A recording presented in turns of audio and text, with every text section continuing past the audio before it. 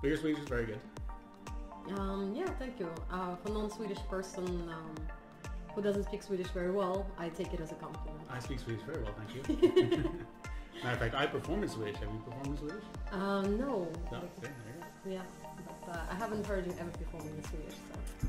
You should pay attention to my YouTube channel. Just subscribe. Yeah, I don't have as much time, but sure. Yeah. Someday I will check it out. Yeah. That's a good excuse. Hello and welcome to Deus Ex Comedian. My name is Ryan Bussell. I'll be your host. I am an American living in Sweden since 2006 and a comic since 2011. On this podcast, I'll be talking to comics who have retired, or they're taking a long break, or they simply quit the grind and they're happy to perform just a handful of times per year. So what made them slow down or even stop performing altogether? Is there anything about the grind that they miss? Most importantly, without approval from drunk strangers, how instead do they fill that dark hole inside where a soul should be? Let's find out. Hello, welcome to this week's episode. Today I'm joined by cafe owner, aspiring author, and occasional comic, Elena Gabets. Hi Ryan. Nice to see you again. Good to see you, as always. This episode will be a little different because this is actually the second time we sat down to record it for reasons I'll explain a bit later. So in this episode, what's going to happen is we're going to cut away now and go to the original footage. We're going to come back and talk some more. So it'll be a bit different format. So please enjoy the original footage.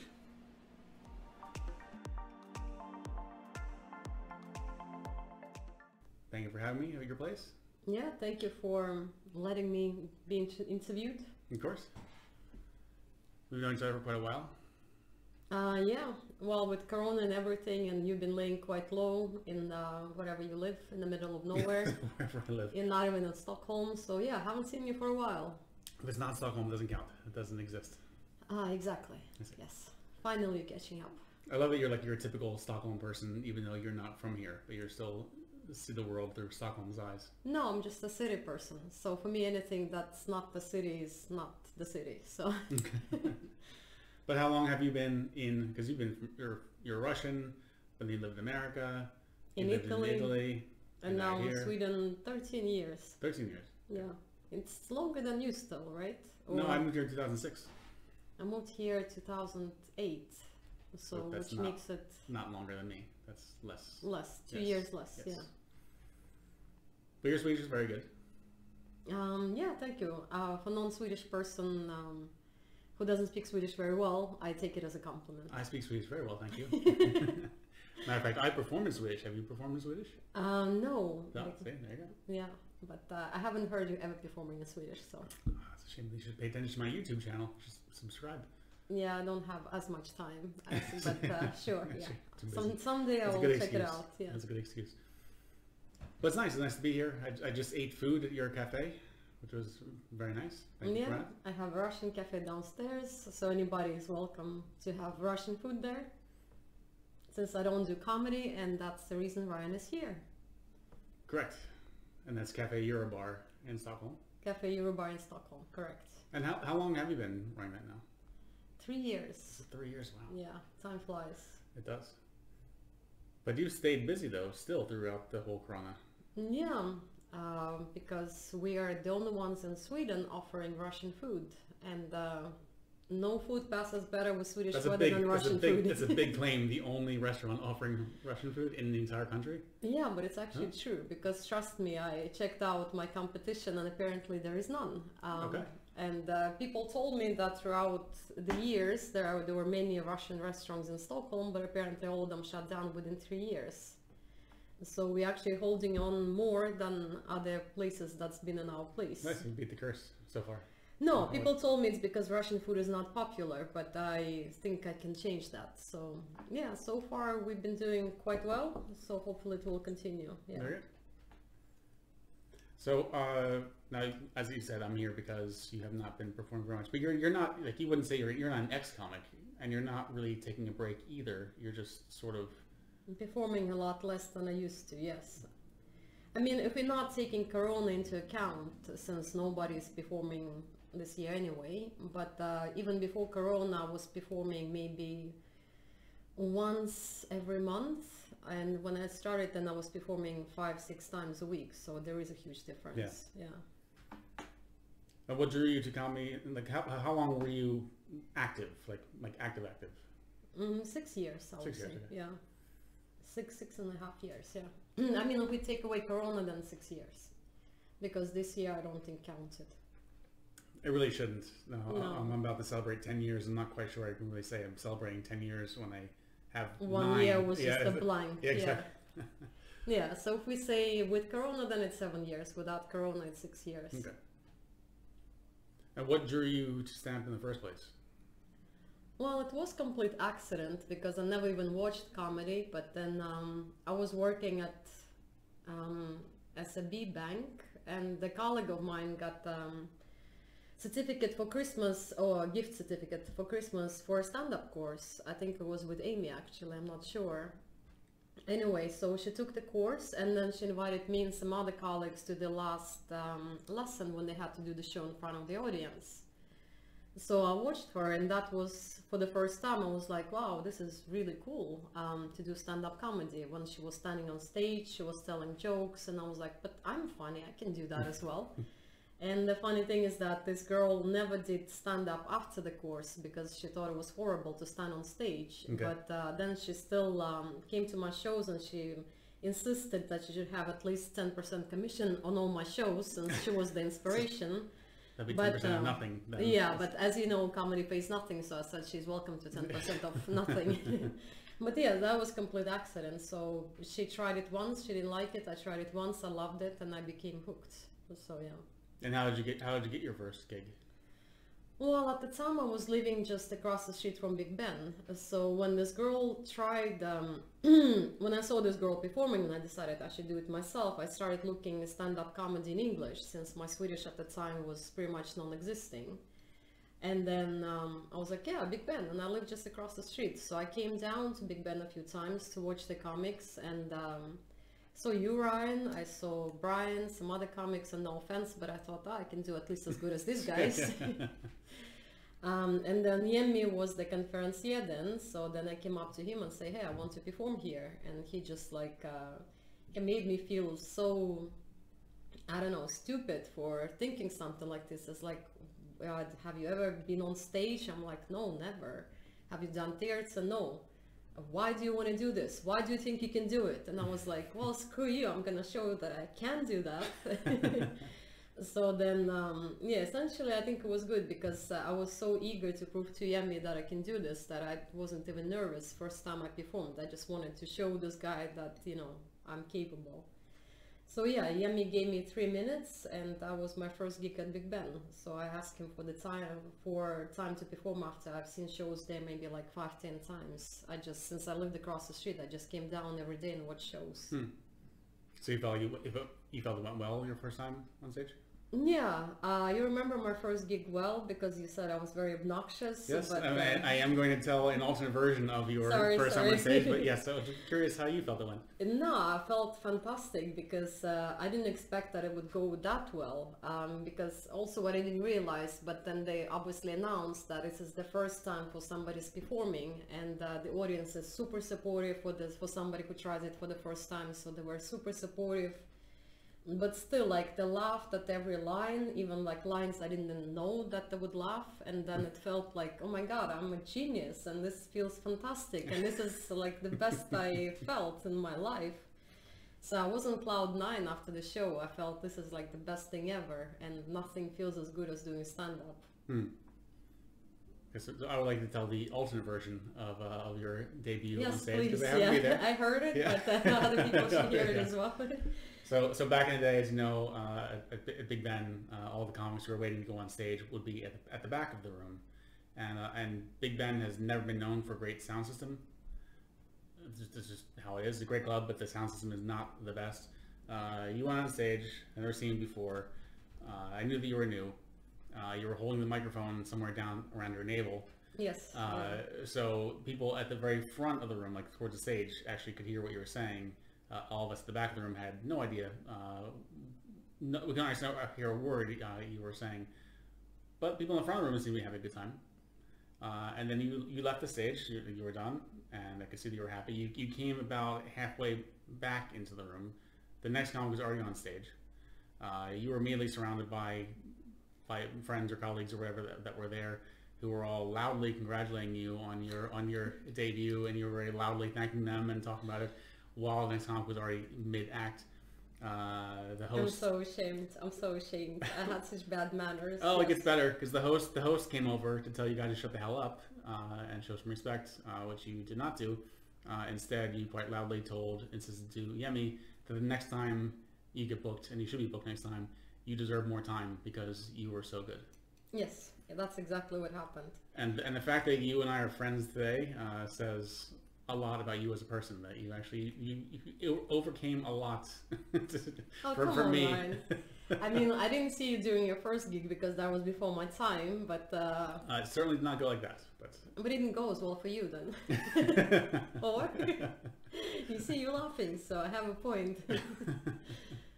Yeah, because the feeling when it goes well and it's something you never tried before, this is just, yeah, this was amazing. But to my credit, I never acted obnoxious at my other gigs. It was only the first time because I was so, surprised by the reactions. But you stuck with it though, and you were very active for quite a while. Yeah, like I said, after the first time I tried it, it just felt so right. Like I felt like, because I never really had hobbies, I only had office jobs, and then when I tried stand-up, I tried other things, but nothing really stuck. I never felt like this is my thing. But from the first time I tried stand-up, I felt like this is my thing. I love doing it. People like what I do, and it just feels natural for me to be on stage, to tell jokes. So it really felt like this is my thing.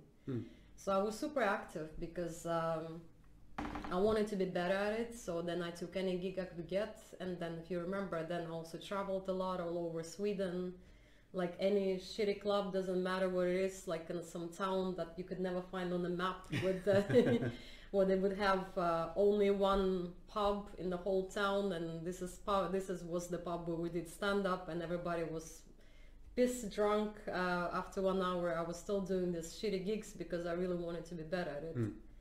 So then I performed 5-6 times a week everywhere in Stockholm, outside of Stockholm, and just performed to get better. So you want to be better, but like what else motivated you? Like what was the appeal for you of doing it? Because the first time I tried stand-up, I didn't know anything about it. It was pure intuition. But then after the second gig that didn't go so well, then I realized that it's actually not so much intuition as there is a whole science to stand-up. And then as I was reading stand-up, learning how to do it, how to say it, I was watching other comics. Then I felt like with each gig, I was learning something, whether from my own gig or from watching other comics perform. So I felt like every gig gave me something to be better at it. And since I'm a perfectionist, I want to do everything as good as possible. So then I wanted to be as good as I could be. Well, you also refer to it as a hobby. And this is one thing I find very interesting when I talk to comics who refer. It's very often that the comic will refer to stand-up as, well, it's a hobby. A hobby being it's something you want to do for fun. But you still also have that drive of like you want to be better and you want to go more places and things. So it's hard to describe that as being a hobby because it's not something that you just do for fun. You have that drive to still improve. Like you could just, I'm explaining it badly.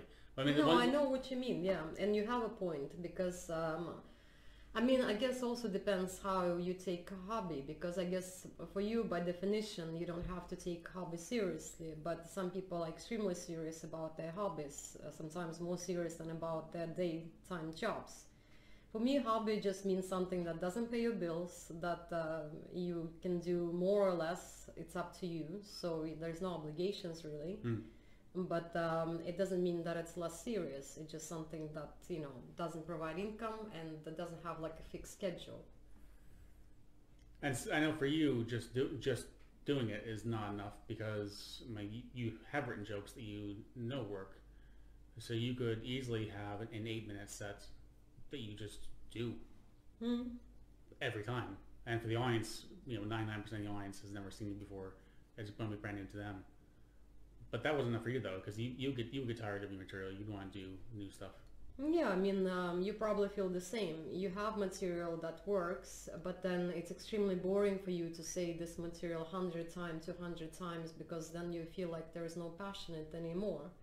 And the reason I did stand up, the reason you did stand up, because we have a passion for it. So you don't want to turn into a robot that says the same lines over and over. You actually want to say something new. And so yeah, of course it's more fun to try new jokes, but I cannot say I've been very good at it lately, and that's the reason I started doing less. Because if you don't have new material, then it's less fun to be on stage. Yeah, I think the audience can obviously tell if you're not enjoying it. Yeah, exactly. But also for you, like since, like I said, there is no obligation to do it. We do it because we want to. So then what's the reason for me to go there and say the same set for 150th time without getting paid? Like, I know these jokes work, so then what's the point of saying it? I'm not going to get paid for it, so there is really no motivation. At one point did you, so you were very active for quite a while, and then you stopped being very active. Yeah, I still continued, I just stopped being as active as I was, yeah. What motivated that? The main reason was actually the cafe, since I opened the Russian cafe that we talked about, and I'm the one who's cooking the food, doing the PR, bringing new customers, serving people, and it's open 6 days a week now. It was open 7 days a week when I started it. Okay. So essentially that meant that I have no free time whatsoever. So, and then the good thing with stand-up, since the shows start late, so theoretically I could still make it to most of the shows after the cafe closed, but then I was dead tired most of the time, and also I had a lot less time to write new jokes. And so essentially once I opened the cafe, I became less active in stand-up. So that's probably the main reason. Did you feel, though, even if you didn't have the energy or the time, did you feel just as passionate for stand-up as you had before you stopped? Well, yes and no, because I still felt very passionate about stand-up, but after I've been doing it for 4 years, at the beginning there's always some goal that you can reach. Like now I have 5 jokes, 5 minutes jokes that I can say. I need to have 10 minutes set, 30 minutes set. I want to be the second headliner. I want to be the headliner. I want to do raw. I want to do a sleeper. But once you check all these boxes, then it's a bit less motivation to perform, I would say, because you've reached all the goals that you set for yourself. And then the next stage, either you are a professional comic or you stay at the same level. And for me, I try to be a very rational person. Like, I know what I'm good at, I know what I'm not good at, and then I realized I'm good enough to perform. I can be a headliner, I can perform at the best clubs in Stockholm. I did that, but I'm not good enough to be a stand-up full-time. I don't have that much talent. So then it's not like I became less serious about stand-up, but I decided that I reached the maximum level for me that I can reach in Sweden, and now I can put all my energy into the cafe, because that's the business that needs my energy more than stand-up. And so it was like that. I think without the cafe, maybe I would continue to perform just as often, because I had a lot of free time. But now, since I had less free time and I had to choose, then I decided to spend time in the cafe rather than stand-up. But the whole idea of I've been to Raw, so that's done. And then now there's nothing left. Wouldn't there be some merit in becoming like a regular at Raw? Like you can't perform any higher than that, but you're actually just going several times. Could be, but then after I performed there for the first time, then Morten decided that English comics are not as profitable as Swedish comics. You probably had the same conversation. Yes, I read the same. Yeah. Yeah, so it's also coincided with the time when he said, I don't want to bring English comics, they're just not money making, and that's also not the limitation of being an English comic in Sweden. You can perform, but you have a bit less options than Swedish comics. So then also, like, yeah, I performed once. I will probably get a chance to perform there again once he opens up to international comedy, but at this point he's not, so then nothing else for me to do. Did you ever have an idea to perform in Swedish? To try it? I really didn't want to because again, if I wanted to be a professional stand-up comic, meaning that this is the only thing I do, then I would definitely perform in Swedish. But since I realized that even though I try to write new jokes, I'm just not as talented as to come up with own shows like big comics do all the time. I don't have that much imagination or that much talent. So then there was no point really translating my jokes into Swedish because I won't be a professional comic. So yeah. Okay. Now, one thing about you is that comics always talk about, oh, it would be fun to like get together. We should get people together and actually write material. And but comics are usually slackers and nothing really happens. But you actually did that several times. You actually hosted groups several times. What motivated that?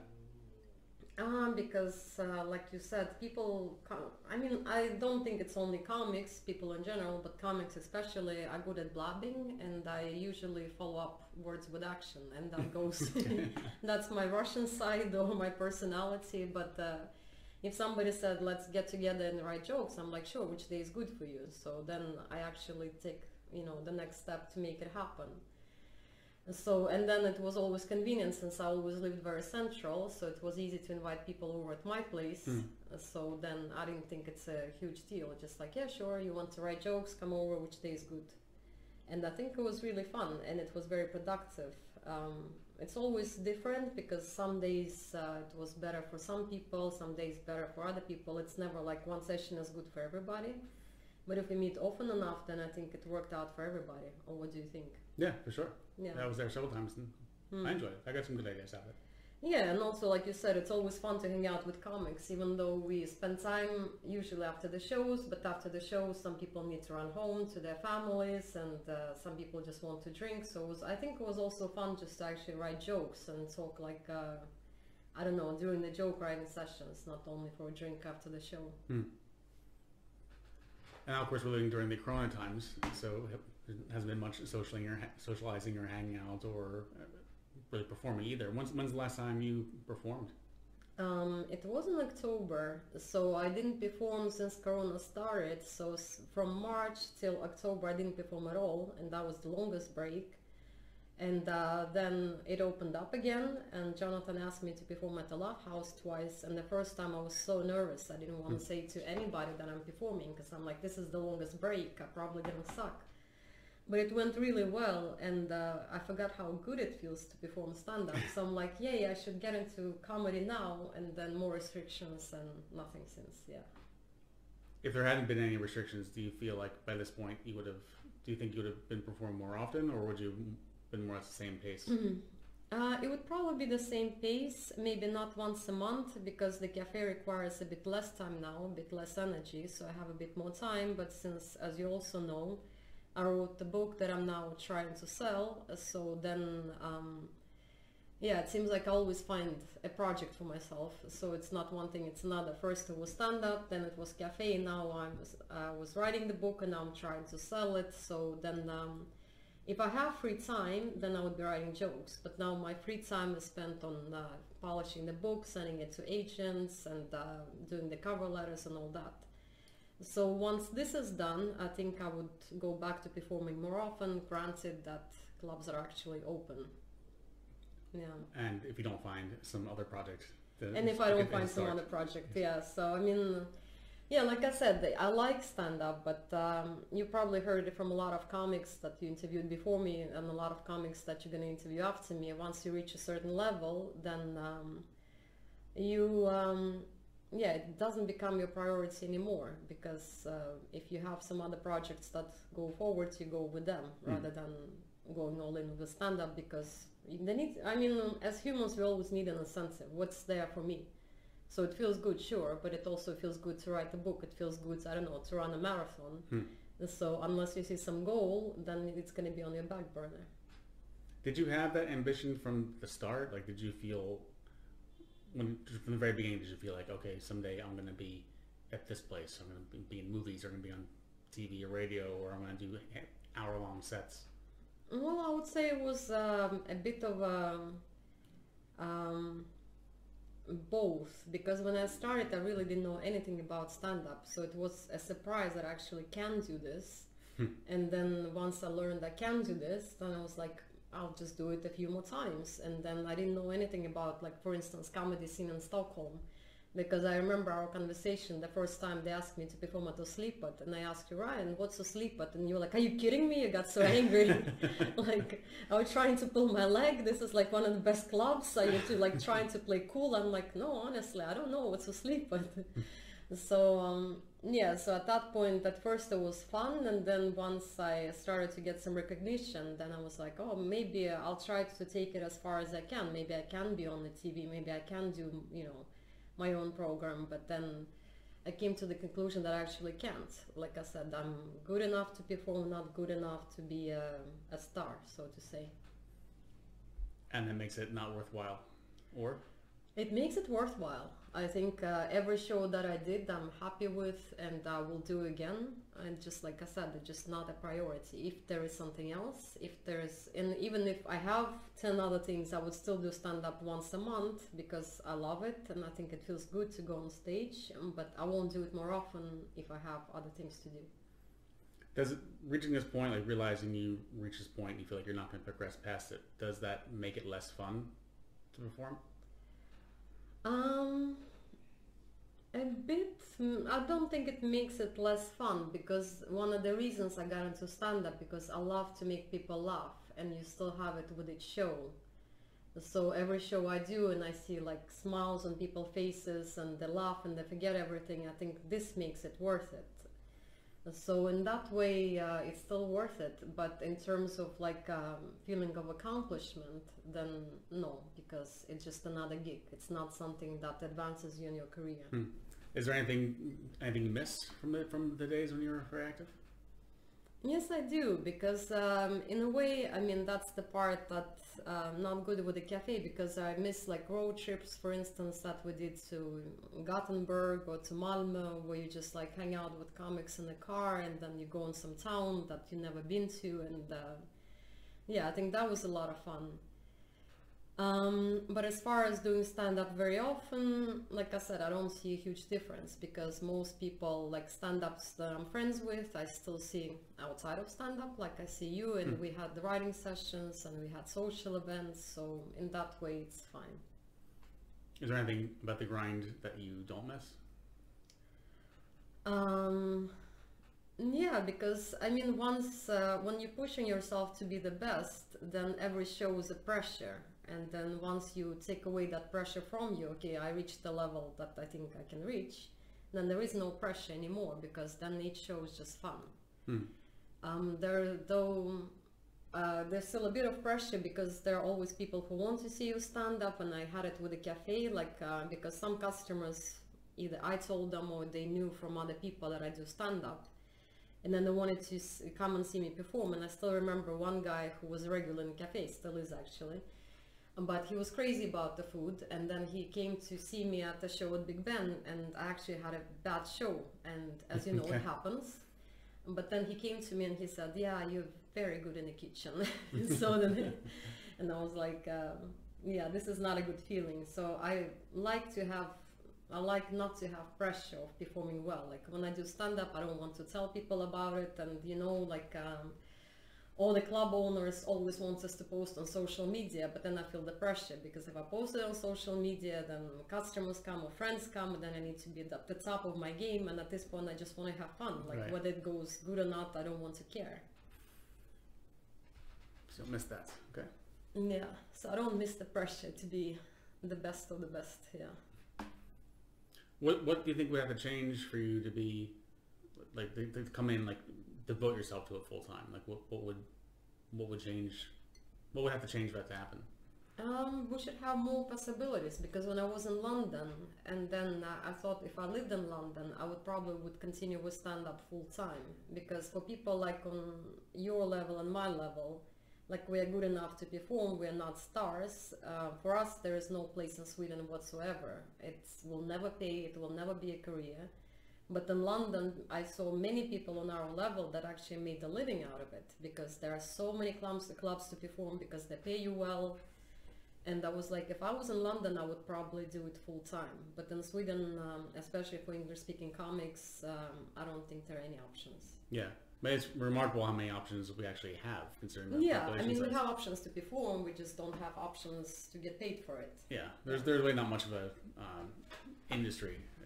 If you're not on TV, you don't really exist, and there's not really there's so few comics who go on TV or movies even.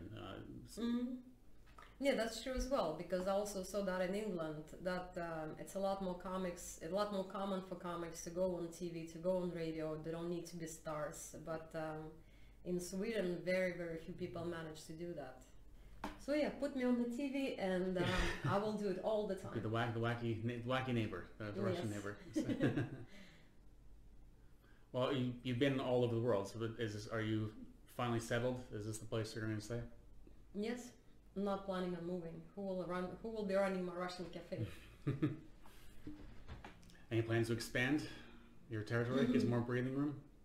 No, because that's another thing. I don't really understand how people get rich from anything. It seems like anything that I do is just a lot of time and not much profit, because Sweden is so high on taxes, so then we're doing well, but as soon as I stop working, then I need to hire another person to replace me, and the taxes for workers in Sweden are crazy.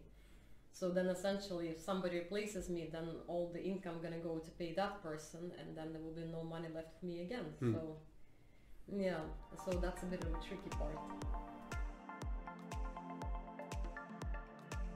Now that they enjoyed the original footage, we're back. And now we're back. So I want to explain the reason why I was here for the second time.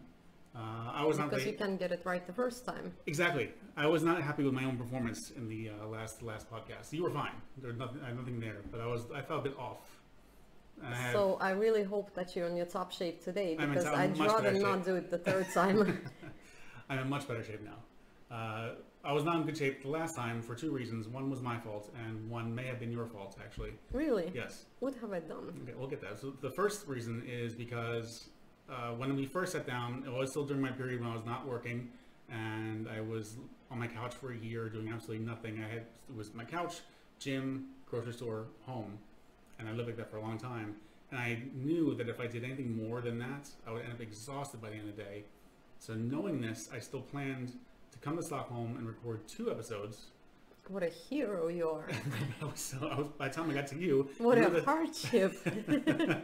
You were the second... To sit on a train to come to Stockholm I know, for but 40 minutes like I said, it was just Knivsta. it's seeing people. I'm impressed, Not anybody would do it, but you pulled it off, I Ryan. kind of pulled it off. Kind of, because since you were the second interview I did that day, I just was feeling it just like worn out when we were talking. I thought that was your usual self, but... No, just that. I'm much more energetic now. I can tell it by the, by your calm voice and everything else, but I guess there's a huge difference, because now you're just bubbling with energy and bursting through the walls and everything. I hope so. Okay, if you say so. Well, the second reason was because midway 10 minutes into the recording the last time, I started getting really, this is not very classy, I know, but it's the truth.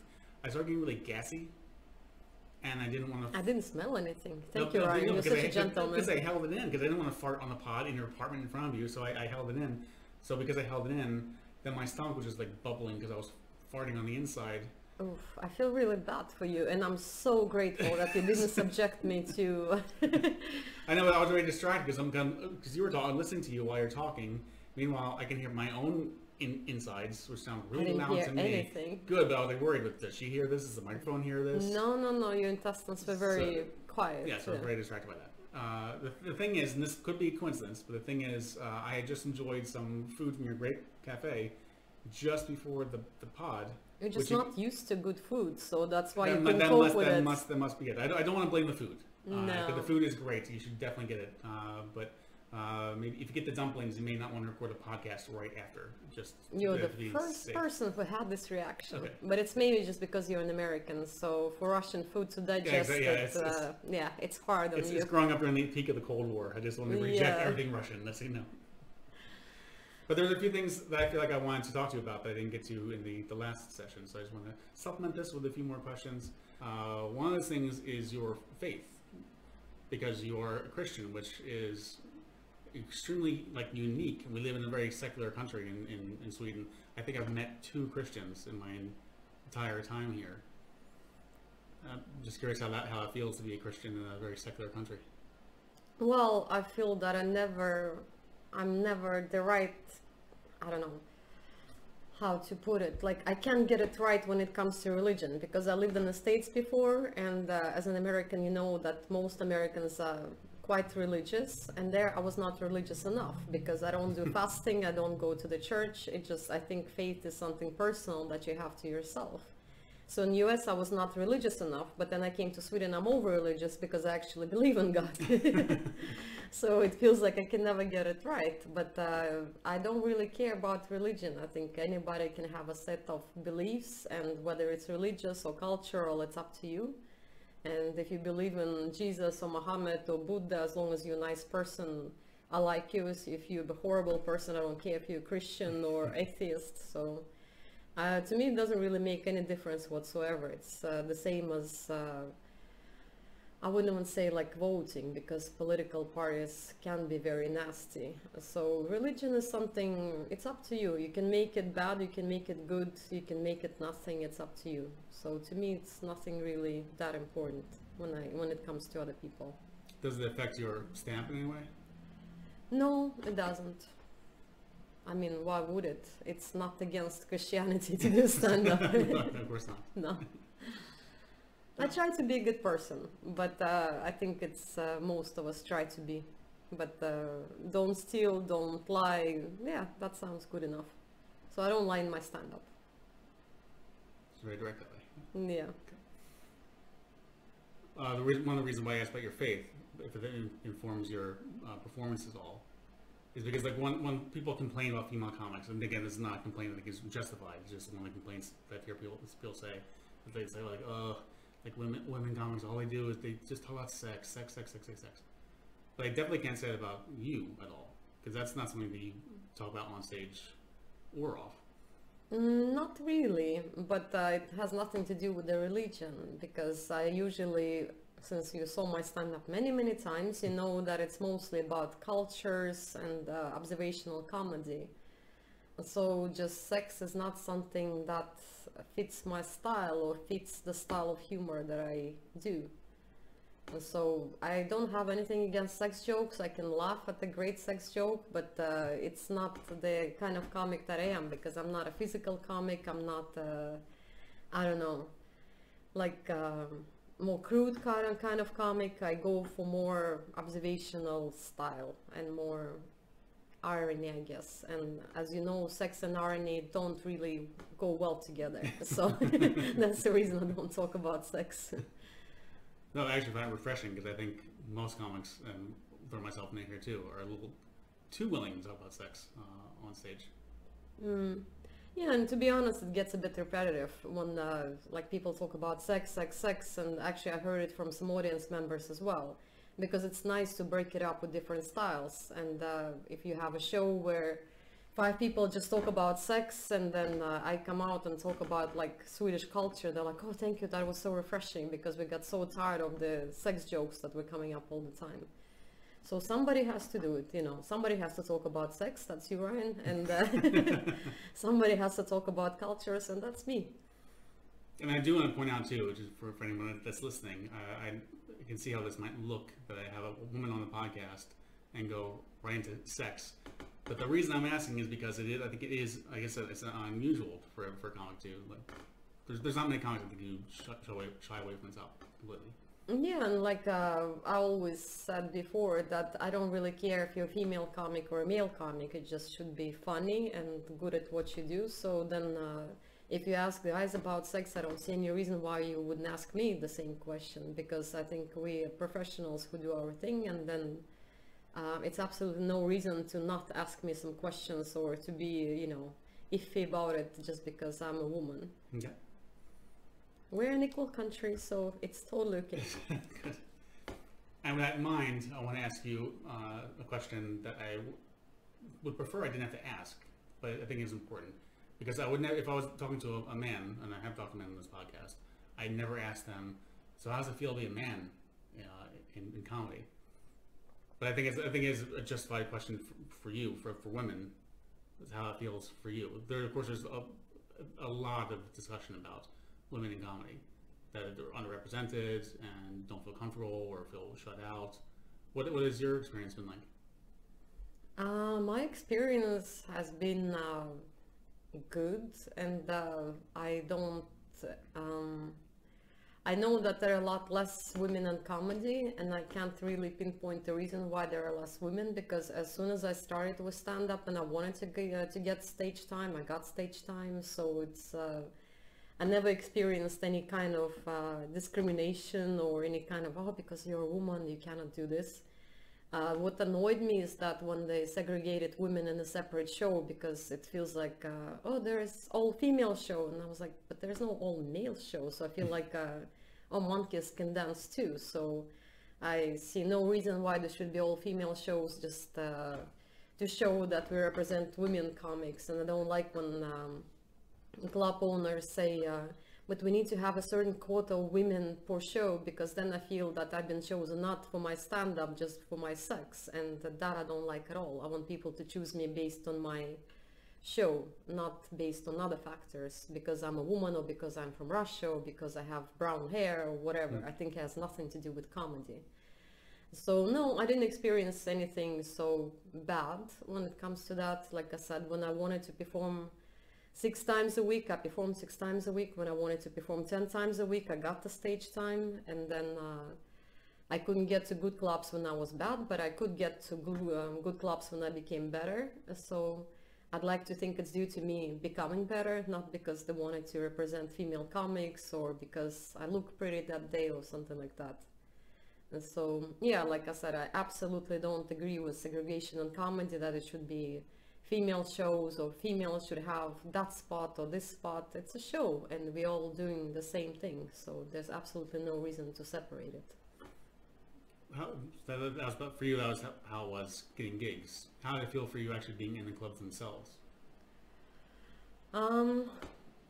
It felt fine. So like I said, I didn't experience any kind of somebody's looking down on me, but maybe it also comes down to my personality, because I like hearing others people's feedback and I never take it personally. And so especially when I started, since obviously I was new, and then a lot of people gave me advice like, oh, you should do this and you should do that, and I was actually grateful for it, because sometimes I would take it, I was like, yeah, you're right, I should do more of that, and sometimes like, no, it doesn't fit my style, I'm not gonna do it, but I still took it as a constructive feedback. But I heard from other female comics that they saw it as disrespectful just because they were women, and men, because it's mostly men in comedy, they saw it as patronizing if a man told them like, you should do this and that. But I never saw it that way. I saw it more like an advice to a newbie, to a rookie. So then, like I said, I never took it personal. I thought it was constructive feedback, which sometimes I used, sometimes I didn't. Yeah, it actually happens so much as a bit of a cliche, like the man wanting to give advice to the women, which is why, because I love giving feedback also. Again, maybe a little too eager to give feedback at times, but just with women, because it is such a cliche, I always ask someone, like, would you mind a little feedback or an idea? I'll ask them first. But I also realized just asking them that puts them in a position of, it's still me offering it when they didn't ask for it in the first place. Yeah, I guess it depends on your personality, because I love feedback. I always did, so I always appreciated it. But if you're somebody who feels maybe a bit insecure, doesn't want feedback, then you might see it as patronizing. But since I was always the one like, yeah, tell me more, then it was never a problem for myself, at least. How competitive are you as a comic? So when you're in the peak of your grind, and you're looking for spots in clubs, how competitive would you say you are? Well, I wanted to get at least to the same level as other comics who started roughly around the same time and had the same level of experience. Because if somebody who's been doing comedy a lot longer, or at a lot more intense level got better gigs, then I couldn't hold it against them. It's like, yeah, they worked harder or they worked longer, so it's totally fine. But as a comic, you probably know that you have this little voice, like nagging voice inside you when somebody at your level gets a better gig. And it's like, but why did they get them? Why it's not me? And so yeah, of course I'm competitive when it comes to that.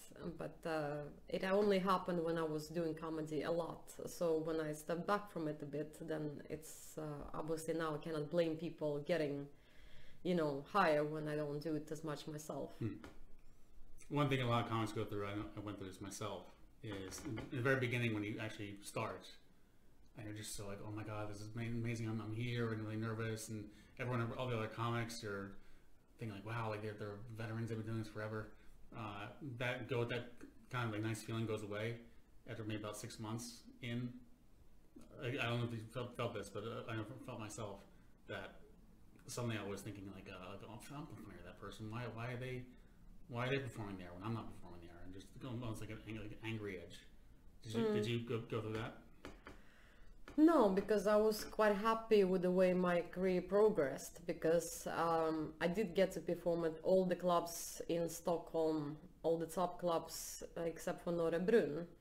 And Norra Brunn, I was told they don't take English comics, which I could see that was true, because apart from Al Pitcher and maybe Yemi was there once. Yeah, I think I've been there a few times. Yeah, but not that often, yeah. So I could see, yeah, that is the truth. They don't take English comics. Since I do comedy in English, that's maybe the reason why they don't want to have me. But apart from Norra Brunn, I performed in every other club. I was at Sleepet, I was at Rå, I was, everywhere else. So then every milestone that I set for myself, I actually fulfilled. So then I was not that bitter. There was no reason to be bitter. That's so nice. Yeah, it's nice.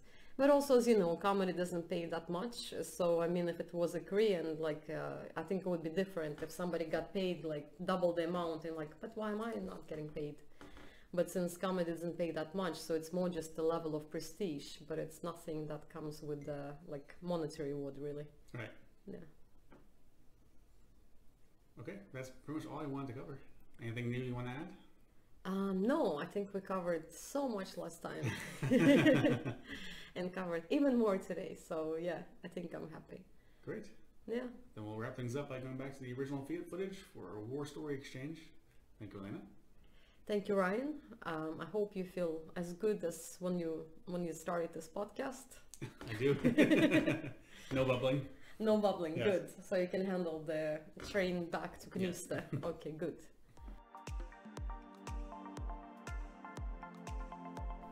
So to wrap things up, I like to end each podcast with an exchange of war stories. That's one thing I really miss from hanging out with the comics, is telling each other stories on the road, the good, the bad, the horrible, the fantastic.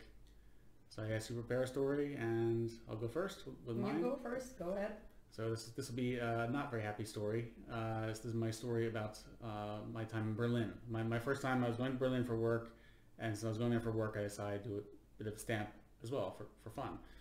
And I booked myself at a club in a very ultra hipster section of the city. Very ultra hipster crowd, and it was a mix of stand-up and spoken word. And what? Spoken word. So it was like slam poetry, and also stand-up. So it was a lot of us on that night. It's a long intro to that war story. No, but it's important to know this, because I really should have read the room better. So now you're looking for excuses. Of what happens? Oh, yeah, for sure. It wasn't you. It absolutely was not me. It was definitely the room. Now, of course, it was me, because I should have read the room better and realized, and my material that I had in mind was not going to do very well in this room. But I had in mind what I was going to do, and the comic before me was non-comic. It was a slam poet, and she was lesbian. The reason I know this is because she just kept repeating it over and over on stage. The actual refrain I remember the most was her saying to the crowd, "I see how you look at me on the streets, and I know what you think. So, kill me. Just kill me." And she said that, nice intro. Yeah, over and over and over again. And then I was next. The audience was in a great mood. I think they were like snapping their fingers. They appreciated the poetry of it. And then it was me with my wacky humor, and it was going okay for a while. But I started getting a little more like harder material, and I started to lose the room a bit. And what do you mean by harder material? just like not as like nice, soft. Hey, like airline food is terrible. It was more. I don't remember exactly what it was, but like more political White stuff. power? Or no, this is long before white power. Sex jokes? It was sex jokes, and I was getting to my big closer, which I always closed with in Sweden at the time because it always worked. The punchline was a long bit, and the ultimate punchline of the bit was me telling women in the room, the reason why you can't find nice guys is because you turned all nice guys into assholes. Like it's like your fault that we're bad. That was the punchline, ultimately. And people laughed in Sweden? No, in Sweden they loved it. In Sweden I'll get applause for that. I don't think I heard you doing that. This is a very old bit. Since retired it, mostly because of this Berlin experience. So I did that joke. They did not like it at all. Just complete silence. And then I just stood there on stage and like I think I literally said in the microphone like, oh, like what do I do now? Like how do I save this? And then some guy in the back of the room just screamed out, "Get off the stage!" It's Nice. like, okay, so I did. So I got off stage and I was just feeling humiliated because my colleagues were actually in the room, like right at the front of the stage to see all of this. The host went on and was immediately like threw me under the bus, just like, oh, like sorry for that chauvinist stuff. So I was just feeling like absolute shit. And then it was time for another comic to go on stage. And that comic, I love this guy to death because he just leapt to my defense. He just went on stage, just immediately just screamed to the room like, "Who said that? Like, who the fuck said that? Like, don't you know who we are? We are desperate people. We are high on cocaine. We will fuck you up." I love. Was it a German comic? Or? No, actually, his name was Johnny Armstrong. He was a Brit expat living in Berlin. And he's since become sort of a big deal actually in Germany because he started performing in German. Okay. So I love the guy to death. He actually came and visited Sweden a couple of years ago and performed at my club. I haven't seen him. Yeah, really, really good guy. So Yeah. that's my worst. At the time I was booed off the stage. So Well, it sounded worse before you told the story, so I thought you actually got booed out in the middle of your set, but you already finished your set, so it didn't really make that much of a difference. They were just trying to help you out to get off the stage. it was still bad. It was still a bad experience. Technically, you were not booed off the stage. You already finished your set. So not too bad. No, my worst story is actually my second gig because I was going on and on about how great my first gig was and how I was determined to be a stand-up after my first gig, and I was like, yeah, I'm a genius, I know how to do it, I'm a natural. And then the second gig was at Mafia in Underbara Bar, remember? Yeah. So yeah, and considering how great the first gig was, I was sure that this one gonna be at least good. And it was Mafia, it was Saturday night, it was all the guys that performed before me, so I was, I don't know if that makes any difference, but you went into a long intro as well. Okay. But anyway, so the room actually was full of young girls, and I still remember that there was a group of young girls sitting in front of the stage, and they were laughing hysterically at every guy who performed before me. And then I go on stage and then just immediately they sat like this with arms crossed. And I was like, well, this is not a good start. And then if I was performing more, then I would have more jokes that probably would work on those girls. But at that point I just had one joke, the same joke that I told at Big Ben. And it's a joke about me walking in the street and the guy finding me so pretty, and then it goes, into him being actually Hungarian and hating Russians, but the catch of the story is that he found me pretty. And as soon as I said that, and I just saw that, oh, the guy walked on the street, the guy told me I'm beautiful, then the girls' expressions who sat in front of the stage just turned into pure hatred. And then the punchline that came, they didn't even care, it was like dead silence in the room. And I just walked off the stage, and I just remember like walking home and thinking like, I'm not good at stand-up, or it's not my thing, or what am I doing, and should I go back on the stage, because it actually felt horrible, really horrible. And it was complete opposite of my first gig when everybody laughed and I felt like it felt so good, and the second gig was dead silence, these girls hated me, and I was like, nah, this is not going well and I'm not sure if I want to continue.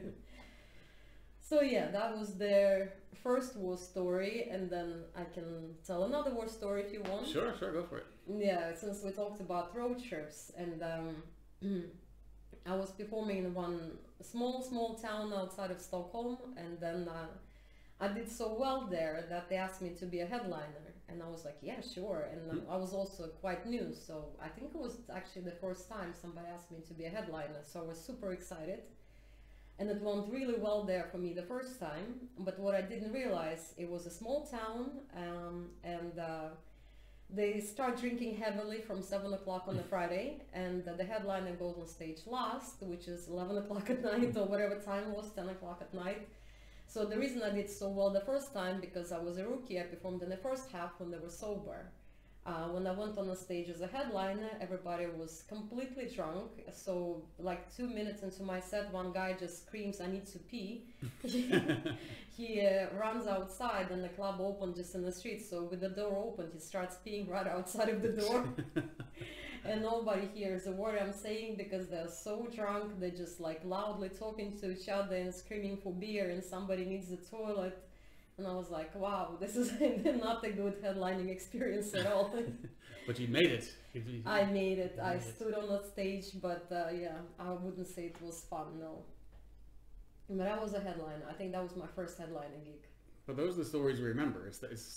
You rarely remember the ones that they go even really well. It's the ones that are terrible. Those are the ones that stick.